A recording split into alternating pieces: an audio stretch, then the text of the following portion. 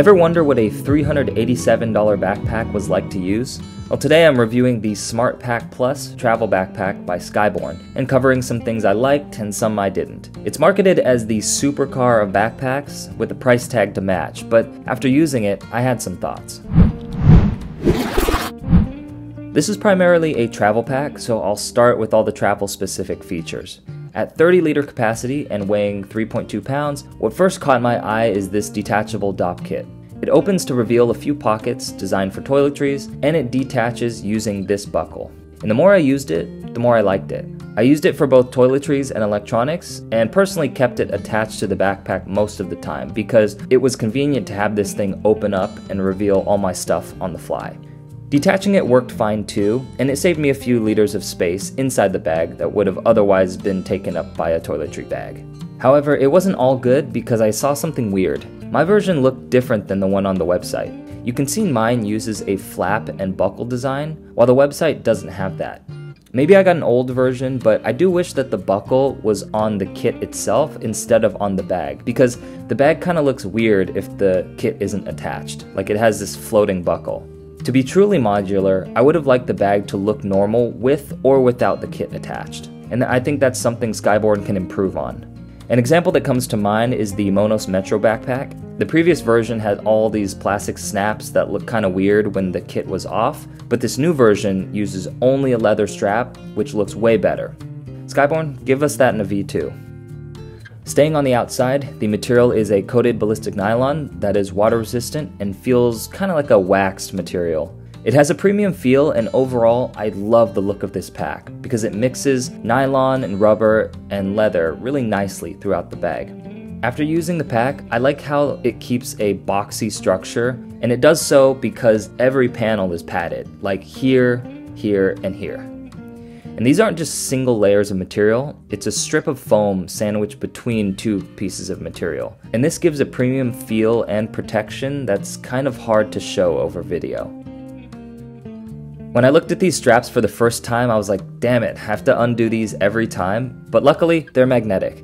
And the magnets were pretty strong, so I never had the bag open by accident. Underneath the DOP kit, there's a zip pocket with a key lanyard, which is a nice addition, though I had to swap out the standard plastic one for something a bit more heavy duty. On the side, we have a bottle pocket that fits a 32-ounce hydro flask pretty easily. The pocket is expandable with some elastic, and there's some hits of leather and a smaller pocket inside, though I'm not sure what this pocket is for because it's covered when there's a bottle inside it. On the other side, we have two features that aren't seen on too many backpacks. There's a TSA combo lock for the laptop zippers only, and I didn't use it too much because at 30 liters, I never checked this bag in, so the bag would never leave my sight. But I'm sure some people would care about the lock more than I do. And there's a waterproof USB-A port that feeds into a cable on the inside of the bag, which I'll show later in the video. Again, not really a feature I cared about or used too much, but I could see some people liking it.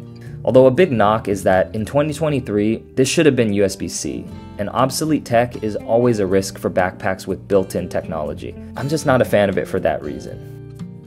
On the bottom, we have a shoe compartment that I'm starting to like more and more on travel bags. The advantage is that it keeps dirty items like shoes or worn clothes separate from the other section. And just like the rest of the pack, there are YKK zippers with water-guarded tracks, which always makes the bag look a little more classy.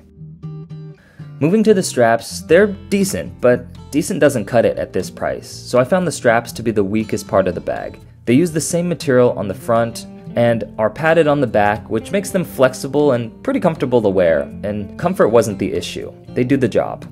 My gripe is more with the material because I just wasn't a fan of this cheaper, crunchy mesh padding that's found on even budget bags. Premium material is used everywhere else on the bag but here, and maybe I noticed it more because I've used so many backpacks, but at this price, I think Skyborn should have gone for a memory foam or any higher quality strap construction. If you look at other travel bags, even above $200, I think they all have better strap designs, and this Skyborn bag is pushing $400. Again, the padding does its job, but if you're going to separate yourself with quality material and price, then ensure that the entire bag meets that vision. The back panel uses the same mesh as the straps and has a luggage pass-through and a secret compartment for passports or travel docs. These are all necessary features on the travel bag, and I'm really glad that the SmartPack has them. The bag also comes with a leather bag tag, an adjustable sternum strap, and a small zip pocket. The zip pocket was a feature I didn't know I needed, as I kept AirPods, chapstick, and some money in there while I was on the go. It's the little things that makes this bag more convenient to use. Opening up the pack is a dream, and this is my favorite opening style because it makes it easy to pack and easy to see all my things all at once. I could fit enough for a 3 to 7 day trip.